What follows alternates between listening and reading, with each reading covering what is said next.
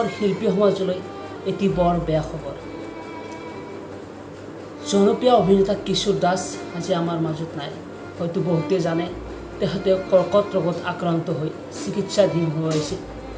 তেখেতে আজি ৰাতিপুৱা 3:18 চেন্নাইৰ এখন হস্পিটেলত শেষ নিশা ত্যাগ কৰে। তেখেতৰ দৰে অভিনেতা এজন আজি আমাৰ মাজৰ পৰা আমি হেৰুৱালোঁ। বহুতো মৰ্মান্তিক এটা দুখ লগা ঘটনা। তেখেতে নিজেও কৈছে যে মই সুস্থ হৈ উঠিছোঁ এতিয়া। হঠাৎ তেওঁ আজি আমাৰ মাজৰ পৰা গুচি গ'ল, নেদেখাজনৰ ওচৰলৈ গুচি গ'ল, সকলোকে কন্দুৱাই থৈ গুচি গ'ল।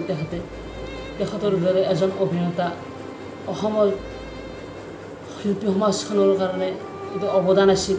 তেওঁ আমাৰ মাজৰ পৰা হঠাৎ গুচি গ'ল, বহুত দুখ লগা ঘটনা। তেখেতৰ আত্মাই য'তে থাকক, শান্তিত থাকক, চিৰশান্তি লাভ কৰক। অসমৰ ৰাইজক মই এইটো ক'ব বিচাৰিছোঁ যে তেখেতৰ আত্মাৰ কাৰণে নেদেখাজনৰ ওচৰত প্ৰাৰ্থনা কৰক, তেখেতৰ আত্মাই য'ত থাকে শান্তিত থাকক আৰু চিৰশান্তি লাভ কৰক। ধন্যবাদ।